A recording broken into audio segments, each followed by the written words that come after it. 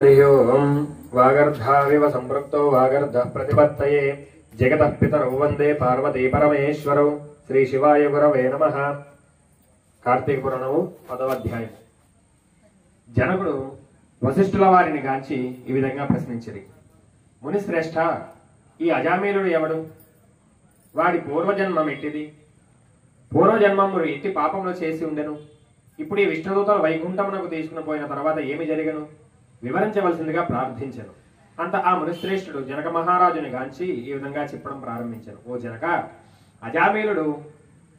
అజామీలుణ్ణి విష్ణుదూతలు వైకుంఠమునకు తీసుకుపోయిన తర్వాత యమకింకరుడు తమ ప్రభు అయినటువంటి యమధర్మరాజు కడగేగి, ప్రభు తమ ఆజ్ఞ ప్రకారము అజామీలుని తీసుకువచ్చుటకు వెళ్ళగా అక్కడ విష్ణుదూతలు కూడా వచ్చి మాతో దెబ్బలాడి అజామీలుని విమానం ఎక్కించి వైకుంఠానికి తీసుకుని పోయారు.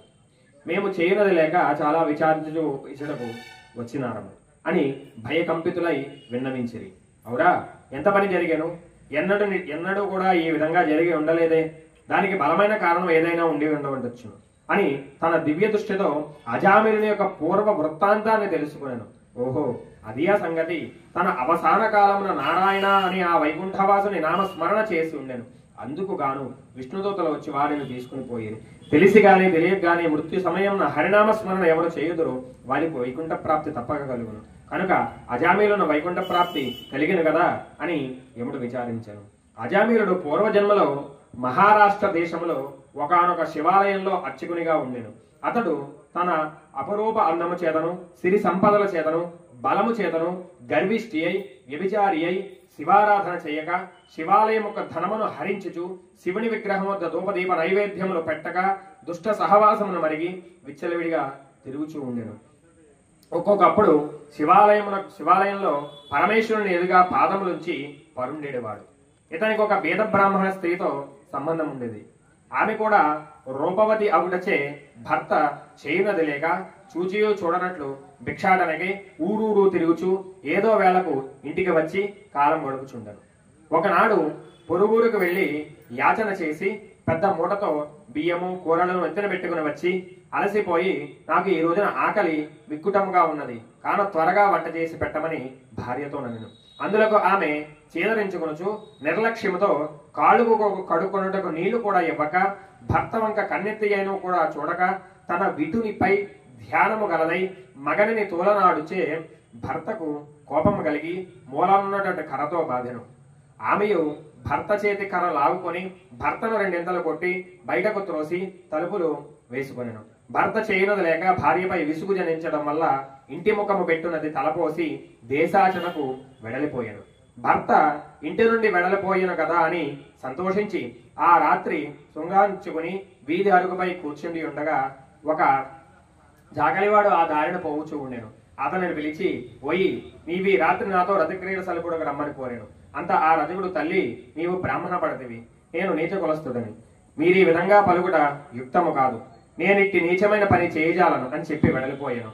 అతని అమాయకత్వముకు లోలనవ్వుకుని అతడుని బయలుదేరి ఆ గ్రామ శివార్చకుని కలగేగి తన కామవాంఛ తీర్చుకుని పరిపరి విధములా ప్రాధేయపడి ఆ రాత్రంతా అతనితో గడిపి ఉదయాన్నే ఇంటికి వచ్చి, అయ్యో, నేనెంత పాపకార్యము పడగొట్టిదిని, అగ్నిసాక్షిగా పిండాడిన భర్తని ఇంటి నుండి వెడలగొట్టి తుచ్చమైనటువంటి కామవాంఛకు లోనై మహా అపరాధం చేసింది అని పశ్చాత్తాపం పొంది ఒక కూలివాణిని పిలిచి అతనికి కొంత ధనమిచ్చి తన భర్తను వెతకి తీసుకురావాల్సిందిగా పంపాను.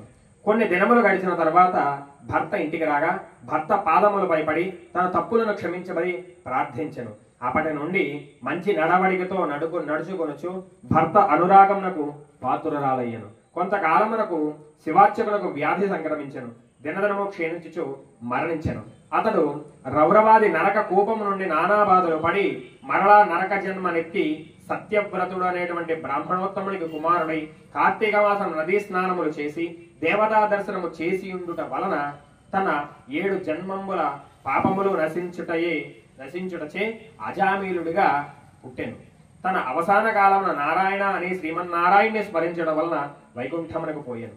బ్రాహ్మణుని భార్యకు ఆ కామిని కూడా రోగగ్రస్తురాలై చనిపోయి నానా నరకయాతనలు అనుభవించి ఒక ఇంట జన్మించగా అతడు ఆ పిల్ల జన్మరాశిని చూపించగా తండ్రి గండము పుట్టినదని జ్యోతిష్యుడు చెప్పాను. ఆ శిశువును తీసుకుని పోయి అడవి యందు వదిలిపెట్టాను. అంతలో ఒక విప్రుడు ఆ దారిన పోవచ్చు పిల్ల ఏడుపు విని జాలి కలిగి తీసుకుని పోయి తన ఇంటి దాసికిచ్చి పోషింపమని చెప్పాను. ఆ బాలికనే అజామీలుడు ప్రేమించెను.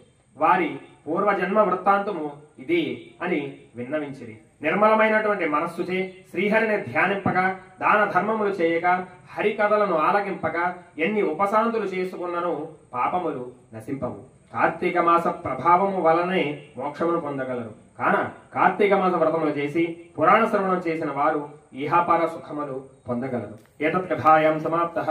హర నమః పార్వతీపతయే. హర హర మహాదేవ శంభో శంకర.